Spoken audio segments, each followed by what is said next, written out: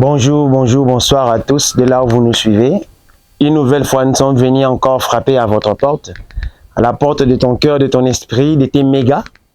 Alors, comme je vous avais parlé de l'autre fois, si vous vous souvenez de moi, je suis encore là. C'est notre nouveau numéro. C'est l'apôtre René Vilou, fils et serviteur de Dieu. Nous sommes là devant vous pour vous parler d'une nouvelle chose aujourd'hui que Dieu nous a donnée. Il nous a mandaté, il nous a responsabilisés de vous partager, de nous enseigner ces messages que Dieu lui-même a prévus. Alors, nous allons prier dorénavant, mais j'aimerais que vous invitiez déjà les uns les autres. Demain et après-demain, nous aurons à faire de live, mais là, on est encore dans des enregistrements. Mais quand le live seront, là maintenant, nous aurons vraiment des cultes où nous serons en train de prier nous tous avec un groupe ici et vous à la maison. Et de la même manière, notre numéro est là, si je peux déjà les donner, plus 243 82 160 79. Si vous nous appelez, vous m'aurez moi-même, parce qu'il n'y a personne d'autre qui reçoit mes appels. Il n'y a pas de bureau pour moi. C'est Jésus qui est le bureau et moi, je suis là comme son secrétaire. Donc, je recevrai l'appel et puis nous viendrons avec un groupe de gens. Nous allons prier. Nous allons partager la parole de Dieu. Merci pour ceux qui ont réagi la fois passée. Et nous attendons aussi cette fois-ci que les uns les autres réagissent. Partagez le lien, que les uns les autres puissent s'abonner. Peut-être que tu n'as pas d'argent pour soutenir un pasteur, même de votre église, mais tu peux avoir cliqué seulement dans « Je m'abonne » et tu nous soutiens. Ou encore tu partages le lien, tu es serviteur. La Bible nous dit « Faites-les tous mes disciples ». Donc, tu es aussi disciple, tel que nous sommes disciples de Jésus. Alors, nous allons prier pour commencer. Éternel Dieu, nous te bénissons une fois de plus, car tu es roi. Tu sièges au milieu de louanges et d'adoration. En ce jour grand, jour heureux que tu nous as donné, nous te disons merci. Merci pour tout ce que tu fais, merci pour tout ce que tu as décidé de faire au milieu de nous. Que ta grâce, ta bonté, ta puissance et ta miséricorde s'y manifestent. Du début jusqu'à la fin, règne et gouverne. Au nom de Jésus, notre Seigneur et Sauveur. Amen. Alors, nous allons commencer, mais il y a une mélodie qui me revient.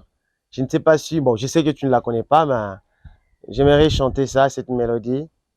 Il y a un chant que Dieu un jour m'avait donné qui dit « Je veux être comme Jésus, juste, saint, parfait. Je veux te ressembler, t'appartiens à jamais, tu es saint. Je veux être comme Jésus, juste, saint, parfait. Je vais te ressembler, t'appartiens à jamais, tu es saint. » Demain et après-demain, nous allons le faire, nous allons publier, le temps vient. Garde ton calme, garde ton souffle. Il y a encore ce que nous allons boire, nous allons manger avec Jésus. Alors, notre thème d'aujourd'hui, c'est le Saint-Esprit. Nous voulons parler du Saint-Esprit. Alors, nous allons lire rapidement quelques versets. Nous allons lire le livre de Actes chapitre 1 au verset 8. La Bible nous dit « Mais vous recevrez une puissance, le Saint-Esprit survenant sur vous, et vous serez mes témoins à Jérusalem, dans toute la Judée, dans la Samarie, jusqu'aux extrémités de la terre. » Et nous allons lire encore le livre d'Actes des Apôtres, chapitre 2, du 1er au 4e. La Bible nous dit ceci. « Le jour de Pentecôte, ils étaient tous ensemble dans le même lieu.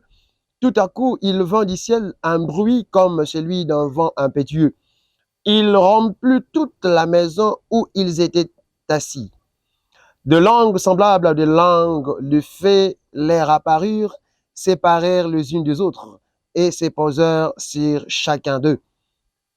Et ils firent tous remplis du Saint-Esprit. Ils se mirent à parler en d'autres langues selon que l'Esprit leur donnait de s'exprimer. Amen. Alors, nous allons aller rapidement. Premièrement, je vais définir c'est quoi le Saint-Esprit. Le Saint-Esprit, c'est la manifestation de Dieu dans l'homme. Je dis encore, le Saint-Esprit est la manifestation de Dieu dans l'homme. C'est la présence invisible de Dieu dans l'homme. Ou je peux dire, c'est l'être présent invisible de Dieu dans l'homme. Le Saint-Esprit. c'est la présence de Dieu dans l'homme, ou la manifestation de Dieu, ou encore c'est la présence, ou encore c'est l'être invisible de Dieu dans l'homme. Le Saint-Esprit est la troisième manifestation de Dieu sur la terre, la troisième représentation de Dieu sur la terre. Nous avons Dieu qui est le Créateur, parce qu'il est lui qui s'est transcendé, qui s'est présenté sous 3 dimensions. D'ailleurs, lorsque je parle de Dieu, moi je parle de la divinité de Dieu. La divinité de Dieu comporte 3 dimensions. La dimension première qui était la dimension Dieu, c'était la dimension créateur. Il s'est permis lui-même de descendre pour créer. Ça, c'était la première dimension, la dimension créateur. Et la deuxième dimension, c'est la dimension sauveur. Pourquoi Jésus devait être sauveur? Normalement, Dieu lui-même s'est responsabilisé de sauver l'œuvre qu'il avait faite. Il y a beaucoup de gens qui sont venus avant lui, mais ces gens-là sont venus pour présenter la loi, pour expliquer la loi, pour nous montrer que Dieu est un Dieu colérique. Dieu était toujours manifesté comme un Dieu colérique. Tout ce qui est de l'Ancien Testament, c'est un Dieu colérique. Ah, un Dieu méchant, Dieu colérique. C'est pourquoi vous remarquerez, la plupart de ceux qui prêchent la Bible disent toujours les dieux de l'Ancien Testament, ce n'était pas un Dieu gracieux, mais c'est un Dieu méchant. Mais moi, je dis faux. Tout ce que Dieu fait dans ces siècles, il le faisait aussi dans les siècles passés. Simplement, la dimension de les faire est différente. Je vais m'expliquer. Lorsque Dieu dit, créons l'homme à notre image, selon notre ressemblance, il a créé Adam et Ève. Nous savons comment est-ce que l'histoire s'est déroulée. Adam et Ève ont eu à pécher. Or, dans le livre des Romains, la Bible nous dit, le salaire du péché, c'est la mort. Mais lorsque nous rentrons dans l'Ancien Testament, Adam et Ève qui commettent l'acte du péché, mais qui ne meurent pas, et qui continuent à vivre. Mais qu'est-ce qui se passe? Dieu les avait gratifiés. C'est là où l'agneau avait été immolé pour la première fois. Normalement, Jésus n'a pas été immolé sur la croix pour la seule fois, mais avant d'être immolé sur la croix, il avait versé son sang depuis l'époque d'Adam.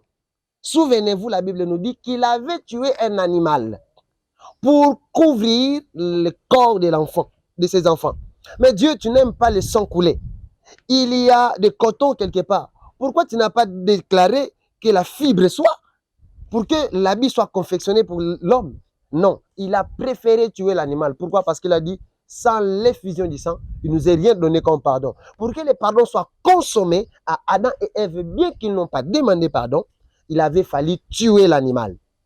Et vous regardez, l'homme va continuer dans le péché. La terre est impure, la terre est dans la vie du désordre. Il y a encore un autre homme qui va tuer l'animal. Là, c'est pour sanctifier la terre. Pour rendre gloire à l'Éternel et sanctifier la terre, la personne va s'appeler Abel plutôt.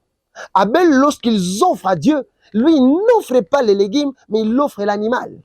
Il a refait cet acte que Dieu avait fait en pardonnant Adam et Ève, en laissant couler le sang, afin que leur péché soit expié, afin que leur faute s'enlève, afin que Dieu pardonne.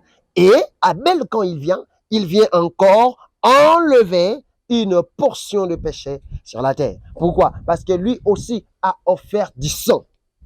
Parce que le sang sert pour l'expiation. Un don de remerciement et de reconnaissance. Mais nous parlons du Saint-Esprit. Nous avons dit que le Saint-Esprit était la manifestation de Dieu sur la terre. Le Saint-Esprit est le collaborateur de l'homme qui craint l'Éternel. Le Saint-Esprit est celui qui est l'habitant de l'homme. Nous avons la cohabitation entre l'homme et Dieu, et nous avons une famille qui vit ensemble.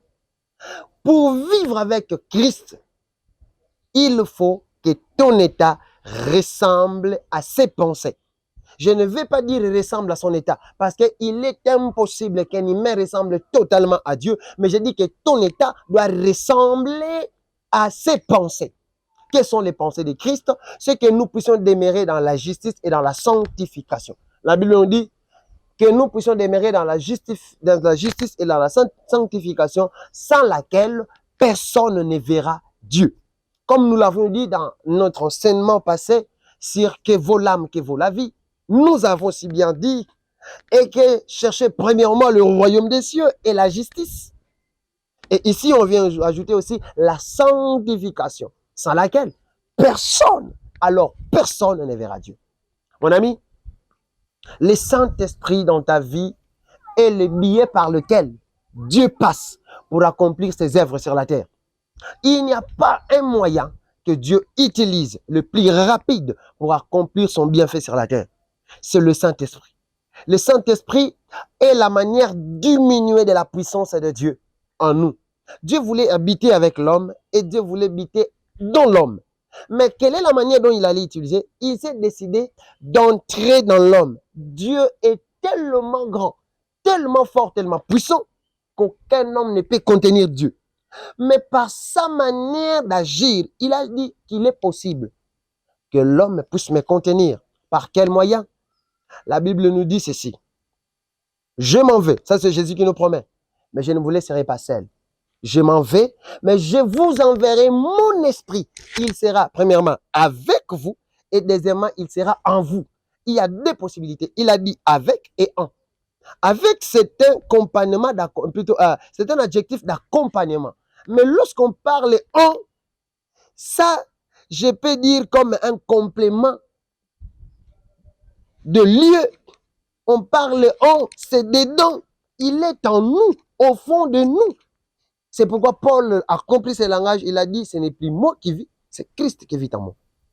Or, le Saint-Esprit, je dis, c'est la manifestation de Dieu dans l'homme. Qui peut porter le Saint-Esprit? Celui qui peut porter le Saint-Esprit, c'est premièrement la personne qui a donné son cœur à Dieu, qui s'est repenti, qui marche avec lui, qui craint l'Éternel, qui respecte ses lois et commandements.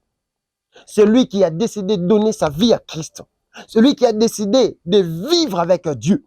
Le Saint-Esprit ne peut pas vivre dans un corps du péché. Non. Le Saint-Esprit est visiteur dans le corps de celui qui vit dans le péché. Sachez-le, c'est lui qui vit dans le péché. Donc, qui ne vit pas dans une vie de sanctification peut démontrer la puissance du Saint-Esprit. Mais ne vous trompez pas, il n'est pas avec Dieu. C'est le Saint-Esprit qui est venu lui visiter. Pourquoi? Parce que cette personne a déjà un don, un appel et un ministère qui d'office doit agir. Mais à cause de son état, ça freine et ça pèse. Mais comme Dieu a besoin de son corps pour exercer son ministère, Dieu va l'utiliser à un moment donné pour faire quelque chose. C'est pourquoi tu vas te rendre compte que dans la Bible, nous avons un homme qu'on appelle Pharaon. Or, Pharaon n'est pas chrétien. Pharaon n'est pas croyant de Dieu. Il faut que j'utilise les termes ainsi. Pharaon, c'est une personne qui adore les idoles. Mais quand Dieu veut frapper la terre de la famine, la Bible nous dit ceci. Je ne ferai rien sur la terre sans pourtant l'avertir, plutôt avertir mes serviteurs ou le dire à mes serviteurs. C'est-à-dire, avant qu'une chose arrive, un serviteur doit le connaître. On peut dire, le serviteur est la clé qui annonce ce qui va arriver. Comme le prophète. C'est lui qui doit dire ce qui va arriver. Dieu s'est responsabilisé de dire, je ne peux rien faire si je n'ai rien dit à l'homme. C'est l'homme qui entend Dieu et qui explique ce que Dieu dit vers les autres. C'est pourquoi je vais vous dire une chose, mes amis. Vous dites très souvent que les pasteurs et nous sommes les gens de même manière. Et ils sont hommes, nous aussi on est hommes, nous avons la Bible. Ils ne sont pas spéciaux que nous, ils ne sont pas meilleurs que nous. Je vais vous dire une chose. Ce n'est pas de l'orgueil, ce n'est pas pour nous tirer la gloire. Je vais vous dire clairement aujourd'hui, mes frères et sœurs dans le Seigneur, les pasteurs sont largement différents des fidèles. J'ai dit clair, on est différents. La différence c'est clair où? Premièrement, je vais vous dire, tu as la même Bible que moi, mais tu ne comprends pas cette Bible que tu lis. Pour que tu le comprennes, il faut qu'un pasteur puisse t'expliquer. Tu sais pourquoi? Le pasteur, c'est comme un Moïse. Quel est le rôle de Moïse? Je rentre dans le livre d'Exode. La Bible nous dit ceci, vers l'Exode 32. 31, 32. Le peuple d'Israël vont dire à Moïse, Moïse, tous nous sommes hébreux. Tous nous sommes appelés à servir ce même Dieu. Toi, tu nous viens ici, dis avec tes lois là. Écoute Moïse, on ne veut plus t'entendre. Nous voulons tous entendre Dieu. Dieu nous parlait lui-même. Et ce n'est plus à toi de nous parler. Nous sommes tous hébreux. Moïse va dire, ok, je pars vers Dieu. Moïse est allé chercher Dieu. Il a dit à Dieu, Dieu, le peuple que tu m'as donné a dit ceci. qu'il a besoin de t'entendre toi-même. Ce n'est plus moi qui vais l'entendre, c'est toi. Dieu va dire à Moïse, ok, Moïse, rassemble-le, mais qu'il puisse se sanctifier pendant 3 jours. Mais écoute, pour que Moïse parle à Dieu, est-ce qu'il s'est sanctifié pendant 3 jours? Non. Moïse s'est tourné vers Dieu et Dieu lui répond. Devant la mer Rouge, quand le peuple crie vers Moïse, tu nous as menés pour mourir. Moïse tourne vers Dieu et Dieu dit à Moïse, Moïse dit au peuple, mais écoute Seigneur, le peuple dit que nous sommes égaux. Parle-leur. Non, ils ne vont pas supporter ma voix. Dieu va dire, dites au peuple de se sanctifier. Le peuple s'est sanctifié, le peuple s'est protégé. Lorsqu'ils arrivent devant la montagne, Dieu dit qu'ils se tiennent en éloignement. Mais toi, approche. Dieu, ils ont dit qu'on est semblable. Pourquoi je dois approcher? Il a dit, je vais communiquer ma voix au peuple. Lorsque Dieu parlait, la Bible nous dit, les gens voyaient la montagne pleine de fumée. 1.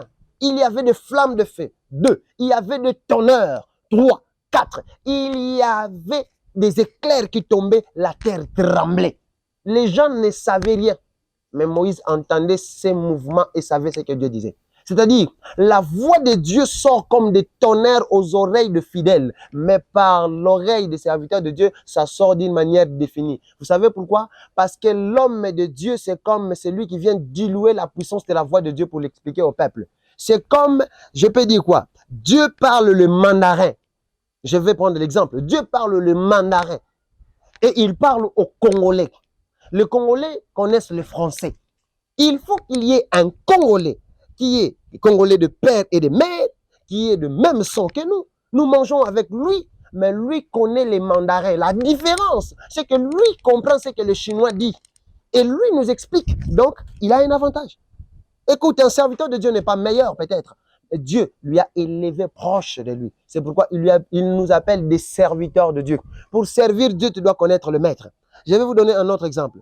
La Bible dit ceci, dans les livres de Daniel. Lorsqu'on avait amené Meshach, Shadrach et Abednego, ainsi que Daniel, en captivité, ainsi que tous les Juifs et toutes les personnes qu'on avait arrêtées, la Bible nous dit qu'on prenne les enfants, qui sont des familles nobles et des familles riches, qu'on leur enseigne notre langue afin qu'ils nous servent. Mais pourquoi seulement pas le prendre comme s'ils sont déjà intelligents, commencer à vous servir? Simplement parce que nous n'aurons pas la même manière de réfléchir et ils ne vont pas répondre aux critères qu'il faut.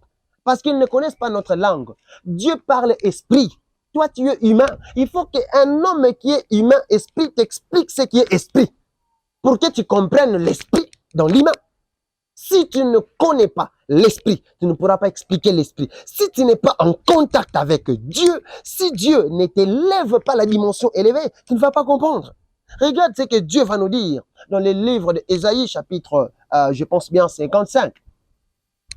Tels que les cieux sont élevés au-dessus de la terre, tels mes pensées sont élevées au-dessus de vos pensées. Imaginez un peu, regardez la distance des cieux et de la terre. Et toi, tu vas comprendre cet écart ici. Ton intelligence même, tu ne maîtrises pas 20 langues. Et maintenant, cette distance, Dieu dit ma manière de penser. Voilà la raison pour laquelle lorsque Dieu avait envoyé la loi était mal comprise sur la terre. Parce que ce que Dieu pensait n'était pas de la même manière que l'homme l'avait compris. Même Moïse qui avait présenté la loi n'avait pas bien compris la loi. Prévenez, Dieu dit, si quelqu'un pêche, tu lui jettes la pierre qu'il meurt. C'est quand Jésus lui-même vient, il nous démontre quel genre de pierre qu'il s'agissait. C'est la pierre rejetée chez les bâtisseurs. C'est celui-là qu'on devait jeter chez Jésus. Parce qu'il n'aime pas la mort de ceux qui sont morts dans les péchés. Il a rencontré une femme qu'on a attrapée à l'adultère. On a dit qu'on lui jette la pierre qu'il meurt. Jésus était là. Il écrivait et il disait, c'est moi la pierre que j'avais décidé qu'on jette. Mais comme je suis là, vous ne pouvez plus me jeter parce que moi-même je suis là. Je suis la grâce de la vie. Laisse-moi te dire, mon ami, le serviteur n'est pas plus, mais il est différent. Deuxième raison, lorsque Anne prie, il prie beaucoup. Il n'y a pas de solution. Mais quand un serviteur vient, Dieu vient. Il déclare. C'est pourquoi je te dis toujours aux serviteurs de Dieu, serviteur de Dieu, tu n'es pas intercesseur comme l'église. Arrêtez de venir à l'église, commencer à donner les sujets. Pasteur, tu n'es pas pour donner les sujets. Les sujets, c'est pour les modérateurs. Nous ne sommes pas ceux qui viennent pour dire, bien-aimés, prions, demandons à l'éternel. Non, les pasteurs ne viennent pas dire au peuple de demander à l'éternel. Les pasteurs viennent ordonner aux choses d'arriver. Nous, notre rôle, c'est ça, parce que nous sommes à côté du Père. C'est le modérateur qui dit intercédons. Intercéder veut dire supplier. Ordonner veut dire commander. C'est le pouvoir qui nous a été donné. Dis-moi, quel est le prophète, quel est le pasteur dans la Bible qui a intercédé avec le Fils, avec le fidèle? Même Moïse, quand il demandait à Dieu, Moïse se mettait à côté. Mais il tournait vers. La Bible nous dit ceci. Pour que Pierre puisse ressusciter Tabitha par la puissance du Saint-Esprit, il a dit aux autres, sortez. Pierre s'est tourné à côté, il a dit au Père, Seigneur, c'est pour cela que tu m'as envoyé. Je vais prier pour cet enfant qui est mort ici, Seigneur. Utilise-moi par ton Saint-Esprit. Et quand il a tourné, il a regardé Tabitha. Il a dit, Tabitha, lève-toi. Il a commandé. Église de pasteur, tu n'es pas intercesseur. Tu es celui qui commande. Quand ça ne marche pas, quand chez les autres ça pleure, quand ça bloque, quand les enfants de Dieu pleurent, quand il n'y a pas de solution, alors les hommes de Dieu doivent se lever. Nous, on ne vient pas intercéder, on vient imposer les choses. Nous, on impose les rythmes. Ceux qu'ils ont condamnés dans leur famille, on doit dire, écoute, Esprit Empire, libère. Oh, ce que j'aime avec Dieu, quand le Saint-Esprit est avec toi, tu peux agir comme dans le chemin des fous de Gadara. Je me rappelle, il y a de cela aujourd'hui 9 ans et demi, j'ai rencontré une sœur. La sœur était venue avec son mari. Il commençait à s'expliquer devant moi. Pendant qu'il parlait, l'onction était montée à moi. J'ai parlé avec elle de choses physiques. La sœur était tombée. Les esprits dans son corps commençaient à parler. Je me suis dit, oh Seigneur, ça c'est l'onction des fous de Gadara dans le couloir. Jésus n'a pas appelé les fous de Gadara. Personne n'a intercédé pour lui. Mais la présence du Père avait fait que les démons donnent la solution eux-mêmes à Jésus. Dit, jette-nous, enlève-nous. Jésus dit, moi j'ai passé. Les fous étaient à l'intérieur. C'est vous qui êtes venus vous laisser. Un serviteur de Dieu n'est pas là pour intercéder. Intercéder veut dire supplier, plaider. Non, non, non. Quand tu intercèdes, tu es seul à la montagne. Mais quand tu viens devant les peuples, tu commandes les choses. Tu imposes les choses. C'est ça la loi de la guérison. Voilà la raison pour laquelle à l'église n'a plus de guérison. Pourquoi? Tous, on est des supplieurs. Seigneur, je t'en supplie, est-ce que tu ne peux pas agir? Ce n'est pas à Dieu d'agir, c'est à toi d'agir. Il a dit, allez, faites de toutes les nations mes disciples. Il t'a déjà donné le pouvoir. Il a dit, allez, le Saint-Esprit est avec toi. Impose-toi et les choses s'ouvrent. C'est ça l'église d'aujourd'hui. Aujourd'hui, je suis en colère, mon ami. Quand je regarde ce qui s'appelle l'église aujourd'hui, ça m'énerve. On a un culte, je ne sais pas où est-ce qu'on a appris ça. Dans la Bible, ça n'existe pas, mais on a un culte bien classé. Modération de 8h à 8h30. Et puis louange de 10h à... Et puis à la fin, on dit communiquer. Mais prière d'intercession. Et puis le pasteur va monter, il commence à donner les sujets. Bien aimé, prions pour ceci. Ah, c'est quoi ça dit? C'est quoi ça? Le pasteur? Le pasteur? Non, on doit rentrer dans la dimension du Saint-Esprit. Le Saint-Esprit en nous opère comme Dieu. J'ai dit que le Saint-Esprit est la personne invisible de Dieu, l'être invisible de Dieu dans l'homme. Nous faisons des Christ fainéants. Il est là avec son pouvoir pour agir.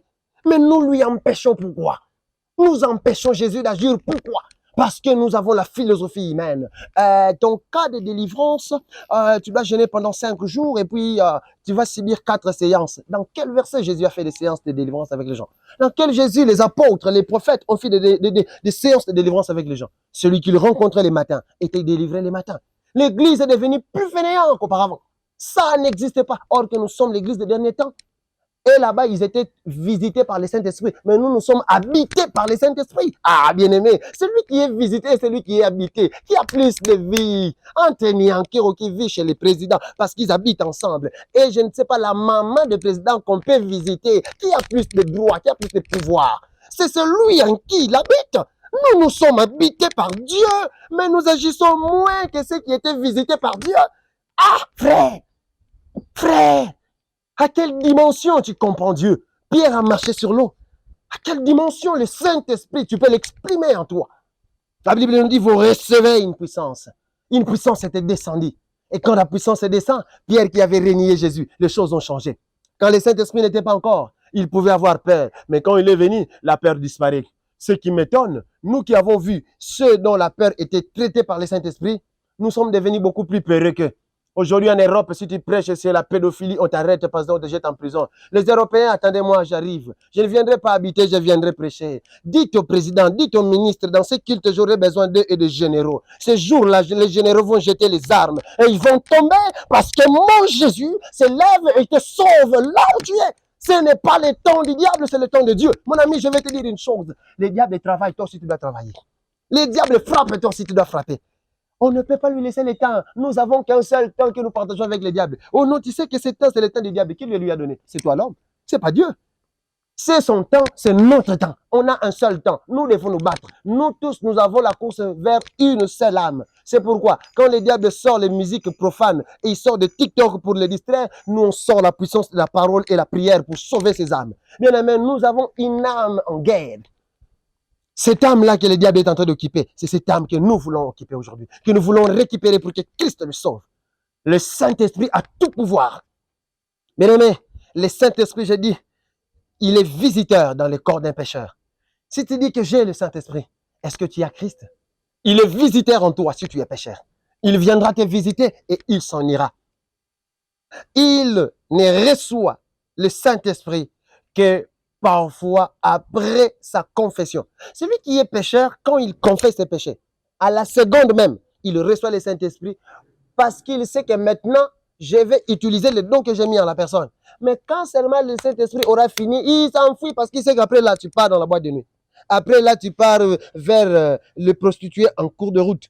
C'est-à-dire, en toi, il n'est pas.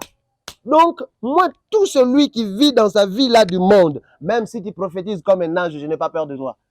Rien, je respecte cet intercesseur-là, ce protocole-là qui se met au coin, qui vit dans la sanctification de la crainte de Dieu. Lui, il a un Saint-Esprit que Christ reconnaît qu'en lui, il y a ma vie. Qu'à la place de celui qui vient devant tout le monde, il prêche 1000 personnes tombent, ce n'est qu'un temps que Dieu t'utilise qui finira en enfer. C'est pourquoi la Bible nous dit dans Matthieu 24, je chasserai ceux qui diront, Père, Père, Père, moi je t'ai servi. Je leur dirai, je ne te connais pas, toi qui servais le monde et le mal, toi qui prêchais pour l'intérêt de ventre. La Bible nous dit dans le livre de Michée, regardez ce que font les prophètes de ventre. Lorsque lui a des problèmes, il t'annonce, je vois l'esprit des morts. Tu sais pourquoi? Pour que tu puisses sceller facilement. C'est dans Michée, allez lire dans Michée 5. Vous allez comprendre ça. Et quand ils ont des problèmes, il vient t'intimider. Et quand il n'y a rien, il vient te donner le message de la joie. Non, Jésus est avec toi, Dieu est avec toi. C'est pendant que Dieu t'a déjà abandonné. Dieu t'a déjà oublié. Ressaisis-toi et viens à Jésus. Ressaisis-toi et sors de ton fourreau et va à la guerre. Parfois, quand Dieu veut l'utiliser, il lui remplit du Saint-Esprit. Parce que lui, là, Dieu veut l'utiliser. Il lui donne. C'est comme si on lui a prêté quelque chose qu'on va lui ravir encore. On va lui prêter. Et il va utiliser. Ah, il est puissant, oui. Il est puissant, on accepte. Mais c'est quoi sa vie? Ce n'est pas assez bon. Mais celui qui craint l'Éternel, Dieu, est réellement repenti, qui vit dans la sanctification, le Saint-Esprit est l'occupant de sa vie. Ah, lorsqu'il pêche, il s'attriste et il est dégoûté. La différence, celui qui craint l'Éternel, qui marche dans la crainte de Dieu, parfois ça peut lui arriver de commettre un péché. Mais le Saint-Esprit n'est pas visiteur. Il est simplement dégoûté et il s'attriste. Il y a la différence. Et celui qui vit dans la vie de péché et celui qui vit dans la vie de sanctification qui a commis un péché. Il y a une grande différence. C'est-à-dire, toi tu y es habité, mais l'acte que tu as fait, le Saint-Esprit est attristé. C'est pourquoi la Bible nous dit, le Saint-Esprit s'attriste quand on pêche. Mais celui qui vit dans le péché, il n'est même pas avec lui. Pourquoi il doit être triste? Écoute mon ami, le Saint-Esprit s'attriste quand toi, tu commets un acte de péché. Il est dégoûté de vivre avec toi. C'est quoi parmi les avantages d'avoir le Saint-Esprit? La Bible nous dit dans le livre de Psaume 34, verset 8, l'ange de l'Éternel campe autour de celui qui le craint pour les arracher en danger. Je vais te donner un secret. Le secret de ces versets, c'est quoi? Quand on dit l'ange de l'Éternel campe autour de celui qui craint l'Éternel pour les arracher en danger, c'est comme ici où nous sommes dans une maison. Si cette maison ici, on recevait le président Félix, par exemple, il y aura 3 barrières. Et les gens ne vont pas passer par ici. Il y aura une sécurité impossible. Pour quelle raison? Tout simplement parce que le président de la République est là. C'est-à-dire, moi qui suis dans cette maison, je vis la sécurité hautement élevée à cause de celui qui est dans ma maison. Je vais dire ça en termes spirituels d'après le verset que je viens de déclarer. Explique que nous avons reçu et c'est lui dont les anges viennent sécuriser en nous et non nous notre corps. Sinon, tout humain allait avoir la sécurité angélique. L'ange ne vient pas te sécuriser toi, il vient sécuriser le maître qui est en toi. C'est pourquoi on dit l'ange vient sécuriser celui qui craint l'Éternel. Pourquoi? Parce qu'en lui, il y a le Père, il y a le maître. La sécurité d'un homme dépend de qui il sert. Si ta sécurité ne dépend pas de Dieu, c'est-à-dire tu ne sers pas Dieu. Si tu n'es pas sécurisé, c'est-à-dire tu ne sers pas Dieu. L'ange de l'Éternel campe autour de ceux qui craignent l'Éternel pour les arracher en danger. Ce n'est pas il campe autour des hommes, non, autour de ceux qui craignent l'Éternel. Je vais poser une question, est-ce que tu crains l'Éternel, mon ami? Est-ce que tu vis la sécurité angélique? Est-ce que l'Éternel est avec toi? Pour que tu vives sa sécurité, tu vives sa protection. Non, mon ami. Nous n'avons pas la collaboration simple avec Dieu. Nous avons la cohabitation et la collaboration. Nous habitons ensemble et nous collaborons. C'est ça le langage de l'esprit. Nous cohabitons et nous collaborons. Nous devons avancer avec Christ. Quand le Saint-Esprit est avec nous, si tu veux vivre la sécurité de Dieu, alors cherche le Saint-Esprit. Si tu veux vivre la sécurité de Dieu, demeure dans le Saint-Esprit. Le Saint-Esprit est celui qui est le guide suprême. C'est que j'aime. Le Saint-Esprit connaît là où tu vas. Voilà pourquoi un prophète qui est habité du Saint-Esprit peut dire ce que toi tu ne dis pas, ce que toi tu ne connais pas, ce que toi tu ne comprends pas. Pourquoi? Parce qu'il est avant le temps. Parce que le maître qui est avec lui voit avant le temps. Parce que c'est lui qui a préparé les temps et les événements du temps. C'est ça la clé, mon ami. Prophète.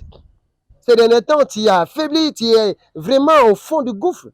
Dans la prophétie, c'est pas un problème. Va chercher encore Jésus. Ramène seulement le Saint-Esprit en toi. Tu vas redevenir celui que tu as été. N'allez pas dans la magie. Comme je l'avais dit l'autre fois, quand tu pars dans la magie pour avoir la prophétie, mon ami, la prophétie va aider l'autre, mais toi, tu finis en enfer. La prophétie va soutenir celui qui est parti, mais toi, tu finis en enfer. La prophétie va amener l'autre à, je ne sais pas devenir comment, mais toi, tu finis en enfer. Ta vie n'est rien sans Jésus. Repends-toi et ressaisis-toi. Reviens en Christ. Jésus a besoin de toi. Sors de ton chemin du péché. Le Saint-Esprit est la clé de tout. Pierre, avant le Saint-Esprit, était un homme comme tout autre homme, ami de Jésus, un homme fort qui pouvait faire la pêche même pendant la nuit, pendant que tout le monde dort. Lui, c'est sécher le sommeil. Oui, nous avons des races de gens comme ça qui savent sécher le sommeil pour Jésus, mais sans le Saint-Esprit, tu es toujours humain. Tu peux gêner 1000 fois, tu peux monter à la montagne, veiller comme tu veux, mais sans Jésus, sans le Saint-Esprit, tu n'es rien. Le jour où le Saint-Esprit était entré dans Pierre, c'est même Pierre qui avait renié Jésus. C'est celui qui a témoigné Jésus pour la première fois parmi les disciples. Et qui a dit, le Jésus que vous avez tué, qui est ressuscité ces jours-là. 4000 âmes se sont repenties. Quand il a rencontré un fou, plutôt un homme malade devant la porte de Belle, ils étaient avec Jean. Il a dit, ce que j'ai, je te le donne. Lève-toi, marche. C'est que toi, tu as quoi? Pierre, Péré, pêcheur de poissons. Non, je ne suis pas Pierre Payé. Je suis l'apôtre Pierre qui a le Saint-Esprit. Là, c'est le Saint-Esprit qui agit. Il a dit, ce que j'ai quoi? J'ai le Saint-Esprit qui est Christ. Donc, je te donne la guérison. Écoute, tout don que tu as fonctionne seulement avec puissance si tu as le Saint-Esprit. Aucun don de tous les dons que Dieu a créés ne peut fonctionner sans le Saint-Esprit. Parce que le don est la manifestation de la puissance de Dieu. À travers le don, Dieu manifeste sa puissance. Pour que l'on sache que Dieu est puissant, il faut qu'un don puisse être mis à l'œuvre. La guérison, la délivrance, la prophétie, les miracles, le songe, l'interprétation des songes. Pharaon avait eu un songe, il n'était pas prophète. Il était un Égyptien, un idolâtre. Mais l'Esprit de Dieu lui saisit, lui donne un message, qui est une prophétie mondiale. Toi aussi, ça peut t'arriver. Tu peux recevoir un songe, ça arrive aux uns aux autres. Parce que tu as prophétisé, tu crois que nous croyons toujours que tu es de Dieu. Non, si nous savons que tu as pété, tu es parti, tu n'es pas avec nous. Ce n'est pas ce qui s'accomplit qui nous pousse à croire que tu es avec Christ. Laisse-moi finir pour te dire, mon ami, le Saint-Esprit est la porte du royaume. D'ailleurs, écoute un peu mes oreilles. Tu sentais là où je suis là? Ce qui s'est dit à 250 mètres de là où je suis, je ne l'entends pas. Et comment est-ce que nous allons entendre la cloche du temps qui sonnera au ciel? Ce n'est pas tes oreilles qui l'entendra. C'est le Saint-Esprit qui est en toi qui l'entendra. C'est le Saint-Esprit qui te prendra et qui t'amènera. C'est-à-dire de la même manière que que Jésus était enlevé de la terre vers le ciel et qui avait entendu le son de son temps. De la même manière, toi aussi, le Saint-Esprit qui entendra le son de Jésus. Quand la cloche sonnera de l'enlèvement et ton corps bénéficiera de l'évaporation, je peux dire, à cause de la fluidité du Saint-Esprit qui est en toi. Ce n'est pas toi, c'est le Saint-Esprit qui t'aidera à monter au ciel.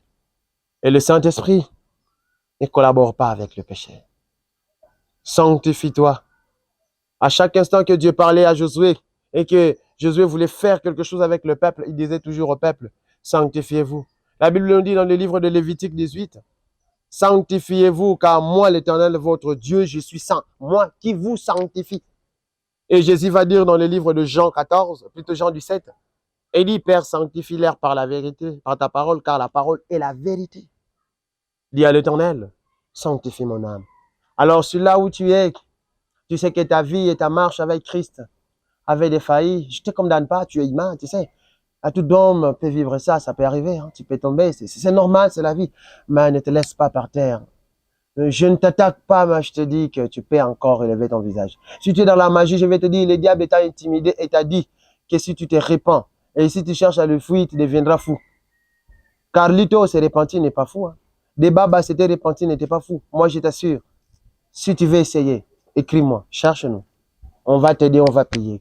Et tu vas comprendre que le diable n'aura plus de droit sur toi. Il t'a intimidé pour que tu ne puisses pas lui lâcher pour que tu finisses avec lui en enfer.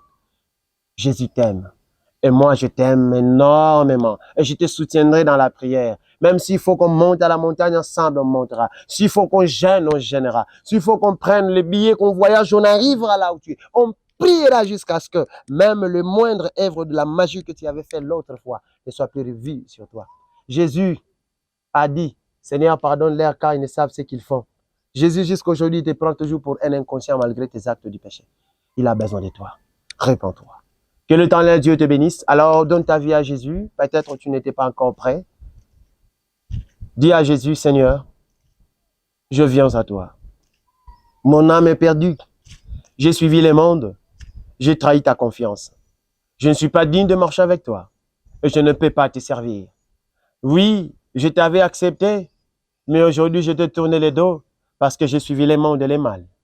Mais je m'offre à toi. Pardonne. Reçois-moi encore et je vais te suivre. Donne-moi la force de te servir. Père, bénis ton peuple et fais-leur du bien. Qu'au jour de ton retour, n'oublie pas celui qui nous a entendus. Sauve son âme. Au nom de Jésus. Voilà, notre numéro est là. Comme nous avons dit sur le bas d'écran, appelez-nous, écrivez-nous. Nous allons venir vous aider. Plus 282, plus 200 plutôt 42, 82, plus 243, 82, 160, 79. C'est notre numéro. Nous allons vous aider en prière d'une manière ou d'une autre. Si vous êtes si loin que ça, c'est mon numéro WhatsApp. On va prier ensemble. Si on aura à faire de culte, je ne sais de combien de temps on va les faire, jusqu'à ce que toi tu trouves le chemin du salut. Que le bon Dieu te bénisse énormément. Amen.